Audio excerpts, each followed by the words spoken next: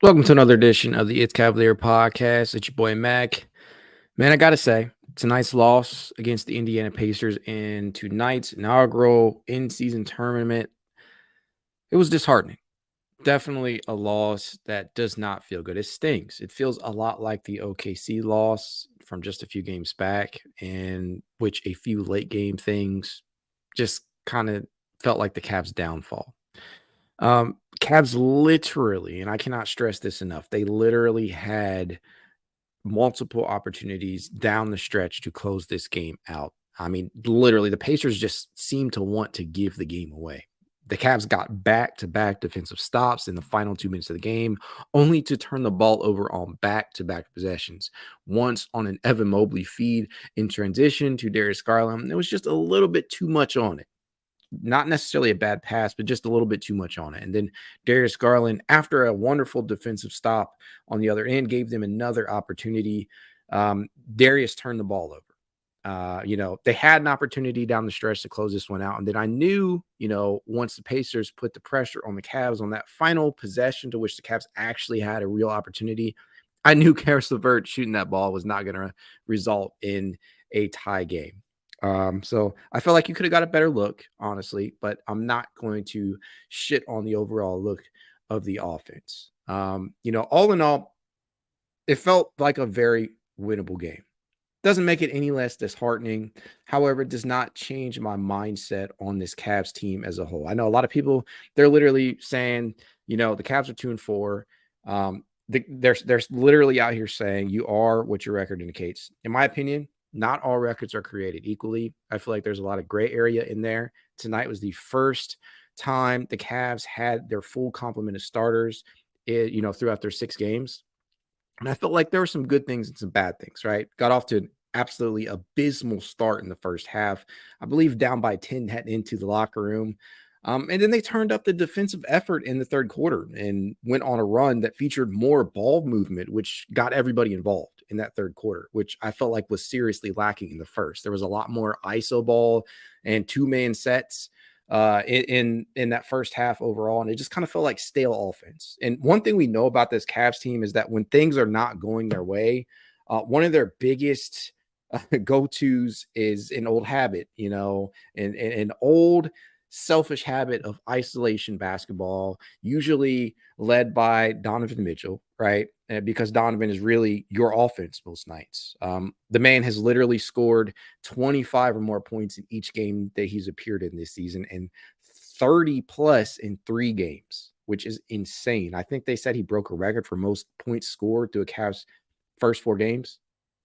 But yeah, you can clearly see this team is still working through some things, and why wouldn't they be, right? They literally just got to get their full complement of guys back out there. Tonight was literally Jarrett Allen's first game since April. I don't think a lot of people realize that. There was not really a ton of work in the offseason for him, not a lot of basketball activity, certainly no preseason. Down by 18. Thanks, Dr. Claw. Yeah, it was a rough half. But to say the least, again, there's things here that you can take away and still feel pretty good about. And there's also obviously the negatives. And like Tune In Sports One says down here, I usually defend JB, but what was that? Shaking my head. I'm a staunch JB defender, but I got to admit, there's some questionable things down the stretch in that game. That timeout that essentially killed momentum down the stretch, I can't get with that. Honestly, I can't get with that. I cannot defend that decision. I feel like that killed all momentum, and I feel like I think they went on an 8-0 run after that. The Pacers did, if I'm not mistaken.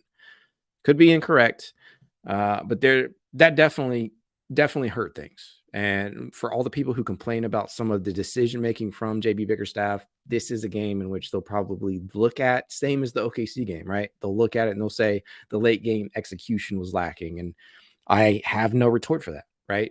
The Cavs absolutely, they got out coached, down the stretch there. And I don't put the full burden of this loss on JB, but I certainly can't necessarily look at him and say, hey, you got these guys in the right place. Because right now it kind of feels like it's all over the place, especially from an offensive aspect. I will say 6 games in, you got your guys back. There's enough time to get chemistry built. And I don't know, maybe it's just me. Maybe I'm crazy.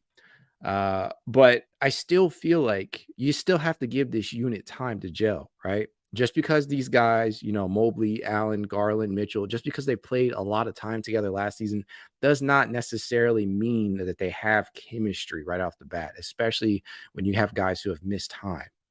And this is not even factoring in the idea of Max Strus being integrated into that starting lineup, who is an entirely different offensive player than Max Strus. Than Isaac Okoro or Karis LeVert, right? The man plays entirely different. He has a different play style, right?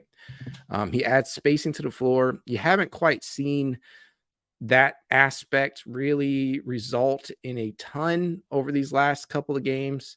Um, I have to admit that, I'm not going to sugarcoat it. It's definitely been a little brutal on his part throughout these last couple of games after such a hot start. Just 1 to 6 from the 3-point line this year, but this game, but you can clearly see that he's still impacting the offense and they're still trying to work through some things. Dr. Claw 77 says down here, I thought Ja looked good in the return. I absolutely did too. Like, especially on the defensive end, right? Obviously, he picked up those fouls pretty early. I think he had 3 in a pretty early, at a pretty early stretch in the game. But you could clearly see that this team desperately needed his return, right? The thing about Jarrett Allen is that he allows Evan Mobley to go out there and free roam, be kind of like the safety of the defense and, in between switching into the post and defending out on the perimeter. He allows Evan Mobley to do a lot of that. And, Jarrett Allen can just focus primarily on rim protection. And you clearly saw that tonight in his return. And he didn't look half bad offensively either. I think one of the biggest question marks that I had coming into the season was what would Jarrett look like in this new pace and space kind of offense, right? When the Cavs are looking to run, they're looking to increase the pace, and you're looking to get guys more 3-point opportunities. What does the floor spacing look like, for Jarrett Allen? Does he space the floor vertically, like we've often heard JB say? Is he a non-factor offensively? Tonight, I feel like you got a good kind of indicator of what things might look like. Definitely solid production, right? I think 10 points, 7 boards. He was definitely impactful on the defensive end in his minutes out there. You got to understand, he only played 21 minutes, right? Only played 21 minutes tonight. I feel like if he was healthy and he played this game from start to finish, the Cavs probably win.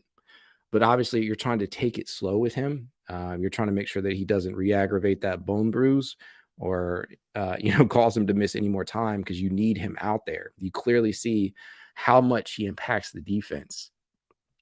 He's a necessary thing right now. And for a lot of people prior to the start of the season, they were really out on him, right? And I think these first 6 games have really shown you just how important he is to the entire makeup of this defense, especially. It was good to see Jarrett back out there. And I'm sad that his return didn't, end in a W as I thought it would on that god awful court. Let's just talk about that for a minute. Man, I'm very glad the Cavs, in-season tournament games won't be played on a similar court because that shit was just so fucking ugly. I don't know what they were thinking with that. I get it. You want to, you want kind of a switch up just to kind of remind people, hey, this is an in-season tournament game. But golly, I hated that. It was terrible. I felt like I was watching a, created court for 2K. It's just not good construction, in my opinion. Yes, our court is way better tuned in sports. Court just, it was eye popping at first, but then it just started to feel like it was hurting my eyes. I hated it. But back to the game overall, there are some positive things in here. 7 players within the rotation tonight scored in double-digit scoring affair, in double digits, including all 5 starters, right? That's something that you can look to and say, hey, that's a little more positive. Although, you can clearly see that Donovan Mitchell is still the head of the snake here with 38 points. But clearly there is more options out there. Darius Garland didn't quite look right in his return tonight. 14 points, 6 assists on just 5-11 from the field. Ideally, you want DG doing a little bit more offensively, but as his shot returns and he feels a little bit more confident, because man only took 2 threes tonight. Um, I think things are going to be okay, right? Donovan is not going to have to carry such a gargantuan load from an offensive standpoint. And time and time again, not to get on a tangent here, but time and time again, I've heard that Donovan Mitchell, it's been brought to my attention by numerous parties, and I have to say I do not agree with this. It's been brought to my attention multiple times that Donovan Mitchell is not a playmaker. He can't make plays for others. He can't pass. I just don't get that respectfully. Donovan Mitchell can clearly put guys in positions to score. He's not an elite level playmaker the way that, we consider DG or, some of these other elite passers, your LeBrons, your Jokic's, your Lucas out there, but he certainly can play make at an above average level and get guys involved. At that point, it's just about getting guys to actually knock down their shots, right? It's about getting Max Strus to be able to knock down that corner three. It's about getting Darius Garland able to knock down the open shot. It's about getting the most out of your reserves when you're playing alongside Mitchell. But at this point in time, that just hasn't been the case yet this season. So you've had to rely upon Mitchell, quite honestly, I'd say probably 75 to 80% of the time for your offensive production. He literally has been generating most of the offensive, the offense himself. And you don't want to burn him out. You don't want to burn him out, but I don't see any other way in games like this where you're just not getting enough production to start the game off, especially. And I think the first half was a perfect indicator of that, right? Guys just weren't involved. There was no ball movement. There was a lot of isolation basketball being played. And a lot of people are going to point to JB for that. And I can't blame them, right? You have to be able to get more out of the talent that we have out there. And so, I can't protect JB on that one. That is a JB problem. Um, I just I don't know at this point if it's if we can make a solidified opinion one way or another. All I can say is that we finally got our guys back, and we just have to kind of give it time. And I know that's not necessarily people's or fans rather's biggest skill set or virtue, but it's just the reality, right? You do have to have a level of patience in regards to this team still. They're not a finished product. Are they necessarily a team that screams contender? No, frankly, they're not. But I can't just 6 games into a season slap any kind of label on them. Do they suck, in my opinion? No. Their record is not indicative of who they are. They finally got these guys back. But, again, it's a disheartening loss. I see Cleveland Pulse down here. Jeffrey, I don't know if that's you, but more of the story for me, losing to a lesser talented team like Indiana sucks. It absolutely does suck. But I have to say this, I have to admit, and just like I was telling people about OKC, Indiana is a hell of a lot better than people give them credit for. Best believe. Them guys, they play hard. They can stretch the floor. You see so you see what these guys are able to do out there on a nightly basis. But again, records can be deceiving. Pacers are sitting at 3-2 right now, while the Cavs are at 2-4. It's really hard to tell what either of these teams are. It's too damn early in the season to give a real evaluation of all of these teams. It just that's the bottom line to me, but to each their own. John Turner down here says they get to the fourth quarter and can't close out games. This happened all of last year too. This did happen more often than not last season. It did. I cannot deny that. This season, I'm trying to judge them with a new, fresh page, turn over a new leaf with this team, because there are a lot of new additions here that we're trying to factor into the rotation. And we have started off on the the less healthy end. So I'm trying to give JB and company the benefit of the doubt, but some of these things that continuously pop up, especially to close out games, they are JB issues, right? Figuring out proper rotations, calling timeouts at the appropriate time. I already told you guys, I did not agree with his late game timeout there. I feel like it killed all momentum, and then kind of the flat offense in the first half, not enough ball movement. These are JB issues, right? But I can't say that firing him would be the correct option. I also can't say that he's the man of the future. I can't. I can't make any definitive statement just yet. Only definitive statement I can make is that the Cavs haven't been healthy. Is that an excuse? Take it for what it is. Yes, teams do win without their best players a lot of the time. But again, the Cavs have faced their fair share of adversity, and I still believe that this team will get back on the right track. I think it's still way too early in the season to give up on them, right? And that's what I see a lot of people doing already. Like just just relax. Take a deep breath. Yes, this loss absolutely sucks. Process it. That's what I'm trying to do myself right now. But what I'm trying to do is sort through some of the bullshit, right? I'm trying to not let my emotions from this game cloud my judgment for what the ultimate vision of this team could be and what they could look like, right? When things start to come together. And again, I will say this. I feel like if you had Jarrett Allen out there to start the season, I do not believe that this team is 2-4 right now. And I certainly don't believe that they lose this game tonight if Jarrett Allen was out there for his regular complement of minutes. They're still taking it kind of easy with him. I wholeheartedly agree with that approach. To be honest with you, we got news that Darius Garland and Jarrett Allen were going to be questionable heading into tonight's matchup, but I did not expect both of them to play. I expected just one. And honestly, of those two, I preferred Jarrett Allen, but I was really glad, obviously, that we got both back. But clearly, they're still working through some things. They're still trying to figure out how to facilitate everybody in this new look lineup. Cleveland Pulse down here says everyone understands the goal. Win a playoff series at a minimum. We could be the 6th seed all year, and winning a playoff series makes the regular season null and void. Wholeheartedly agree. Whoever's running that over there, Jeffrey, whoever it might be over there, Logan. But I can't say anything to disagree with this because the Cavs, they won 51 games last season, and that was obviously a step up from the 44 that they won the previous season, also being banged up for many points of the year. Jarrett Allen, we know how much his loss yeah, Jeffrey, I kind of figured.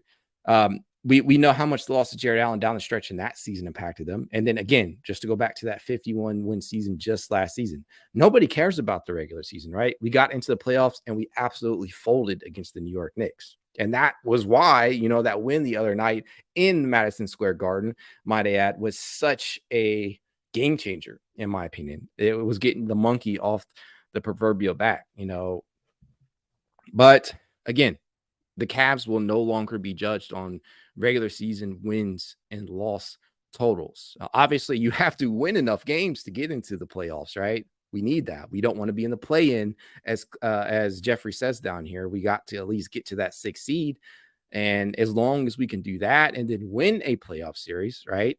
That's at the very least the bare minimum. I continuously hold the same opinion on this. I feel like once things do get going, I feel like this team will eventually get to a good roll down here and we'll finish in the top 4, right? I feel like we're going to be a top 4 seed, if not top 3. That's just me. I know a lot of people, based upon the start of this season, would disagree with that. And feel free. I'm not going to tell you how to fan. I do enough of that already on Twitter or X, as they call it. Shit, I don't even know what to call it anymore, to be honest with you. X still just doesn't feel right. But yeah, I mean, I still remain upbeat. I'm not going to let tonight's loss just completely make me feel down on the outlook of the outlook of the entire season, right? It's 6 fucking games. Just gotta let it marinate for a little while longer.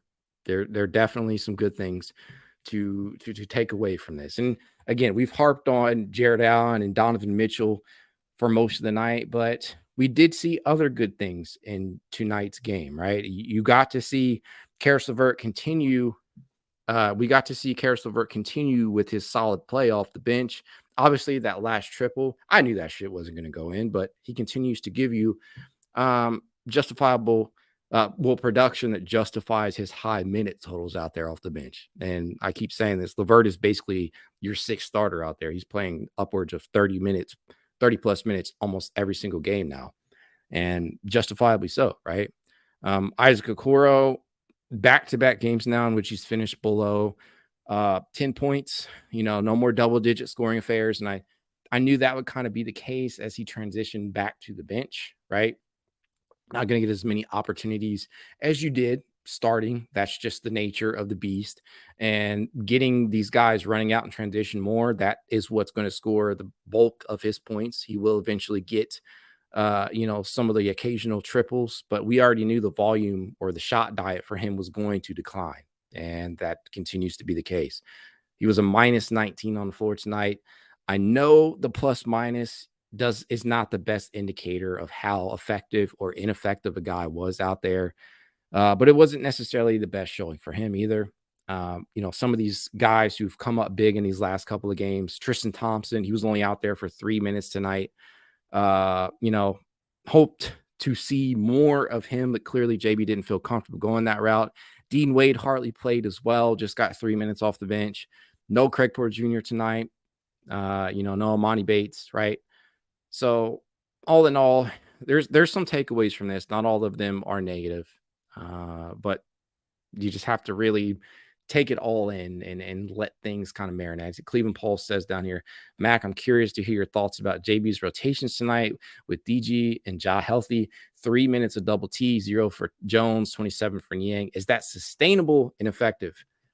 No, I don't. I do not like the idea of, first off, let's just start this right off the bat. I'm not a huge fan of Niang playing 27 minutes, but I understand why JB may have wanted to try that out tonight, especially coming off that New York victory in which Niang was, oddly effective in the starting lineup, at least on the defensive end against Julius Randle, who, take it for what it's worth. Niang held, I'll use quotation marks because a lot of people will, say up and down that Julius Randle kind of did it to himself.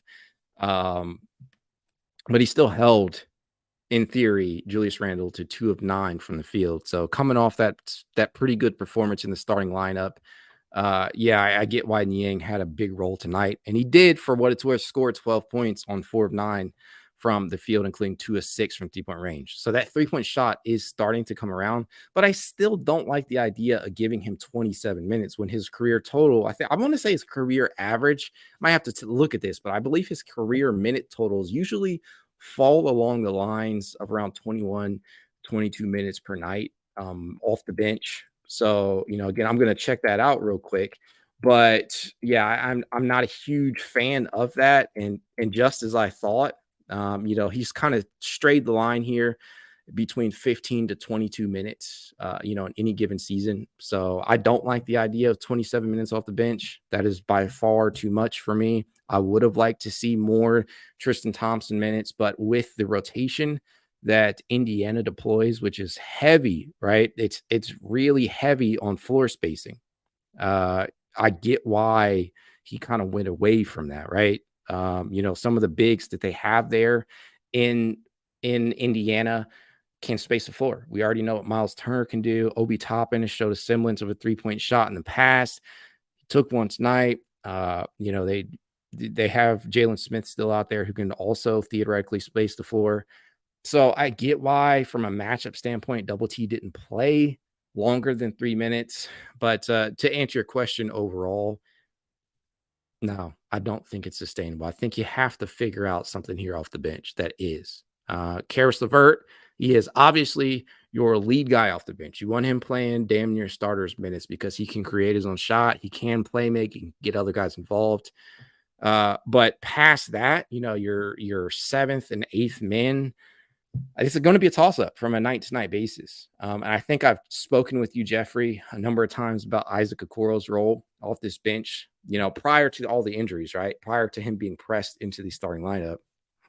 I felt like 15 to 20 minutes per night for Isaac is probably going to be what was going to be the case. But it's hard. I don't have a solid answer in regards to that with him being a reserve, right? Like how are you going to justify playing him a high level of minutes, every single night purely based upon the defense, right? There will be some nights in which you need more of an offensive burst. And so you kind of look in other directions, especially if you aren't starting him, right? Because the big thing for him in the starting lineup is, hey, play some solid ass point of attack defense, take the occasional triple when it comes your way, and attack in transition. And don't be afraid to, drive and attack on closeouts as well. When you're all coming off that bench, and depending upon who's playing in the lineup beside you, it's hard to be as effective, right?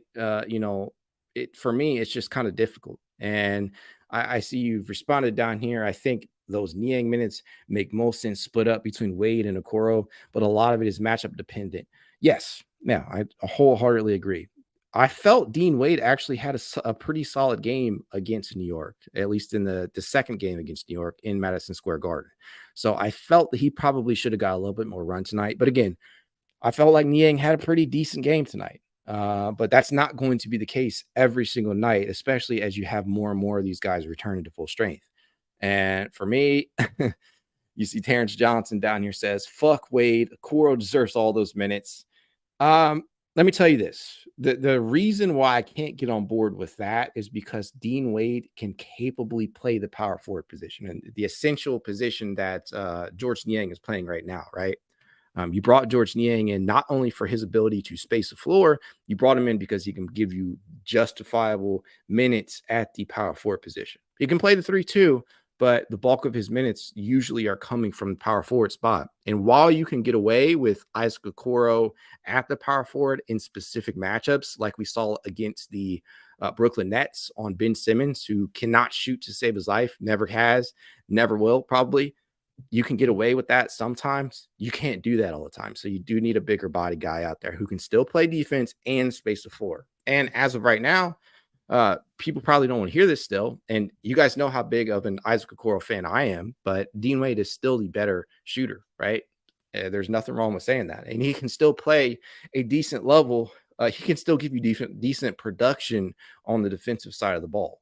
So I can't agree with that, Terrence. As big of an Okoro fan as I am, sometimes it is going to be matchup dependent. Who's out there? What do you need the most? Do you need defense? Do you need spacing? Do you need playmaking?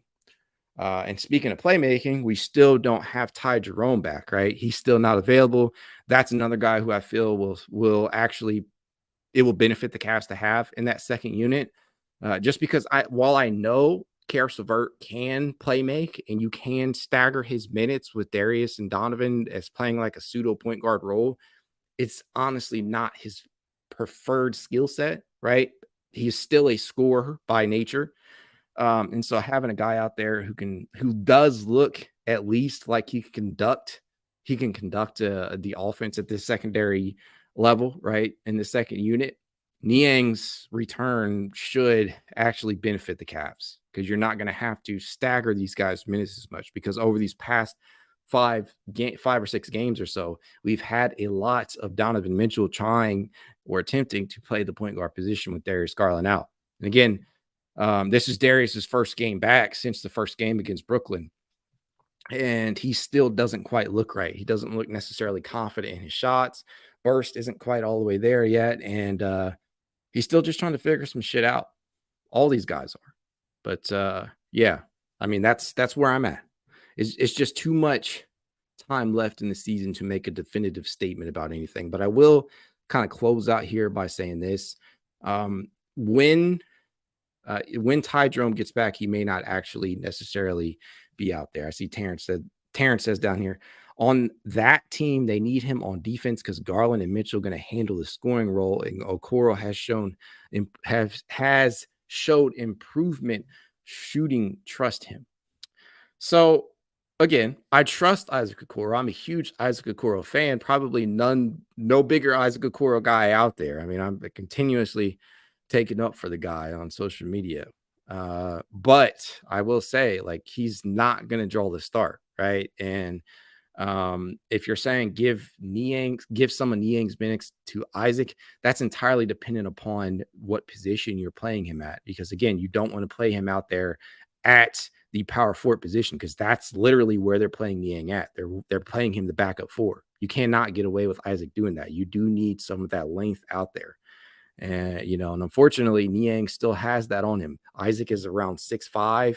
Niang is like 6'7", 6'8", bulkier. Not necessarily uh, not necessarily all of that is muscle, right? We know that he kind of has the dad bod thing going on, but he is bigger.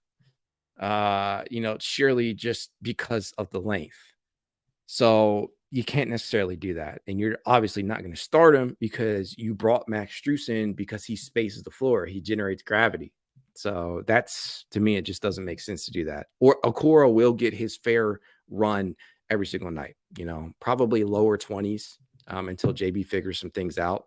And it will be consistent with his level of play, right? If he's struggling on the offensive end and is not necessarily adding as much as he has in the past on the defensive end, JB's probably not going to have a problem pulling some of his minutes and giving them to somebody else. If he's still remaining very impactful on defense like he usually does and is giving you something on offense, just a little bit at least, he's going to warrant minutes. That's just how the rotations work, right?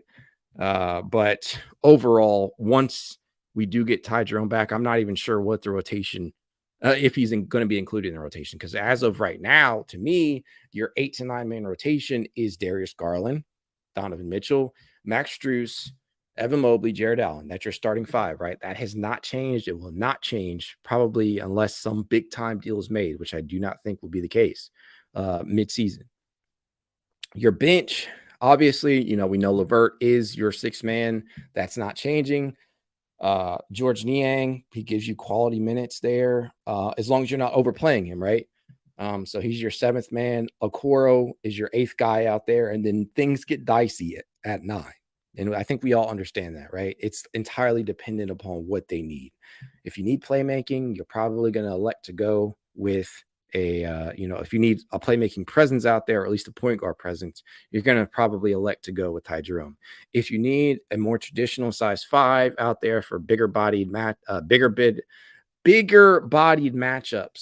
you're probably going to go with Tristan Thompson, who I've enjoyed his minutes out there, although he's played sparingly. If you need kind of a guy who can give you minutes at the floor, who can space the floor and defend at a decent level, if George Niang is struggling, you're going to go with Dean Wade. And these are all things that JB, as Tune In Sports down here says, JB, sharpen up. I agree. Sharpen up, JB. This season is make or break for one JB Bickerstaff. I think we all know that. For all the people out there that want to see him fired already, just cool your jets. Give the man some time. His complement of players just got healthy. Give us some time. Let it gel. Now, that's not a popular opinion around here, but I do think if you fire JB right now, you make the team worse. That's just my opinion. I think that really does not galvanize the team because I don't see a better option on that bench right now. You're going to go with Luke Walton? Fuck no. So, sorry, Luke, but no, I don't want to see that happen.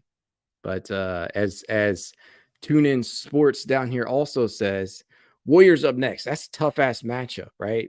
You got Steph and Clay and the boys coming to town. Well, I haven't actually checked where that game's taking place. I could be wrong on that. But nevertheless, your opponent is going to be the Golden State Warriors, and that's going to be at Rocket Mortgage Fieldhouse. So it's going to be at home. Hopefully, you walk away with the W. I consider the Cavs.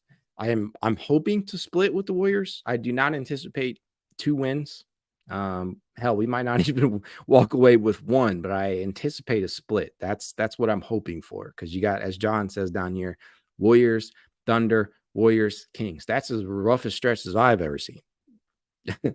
That's a tough one, right? And the schedule makers definitely did not do us any favors in the early going here. And honestly, it doesn't let up until after the Kings, I think, which ends with the matchup. I think at that point you're taking on is it the Raptors? I don't know. I gotta look at the schedule again, but the schedule is not letting up anytime soon.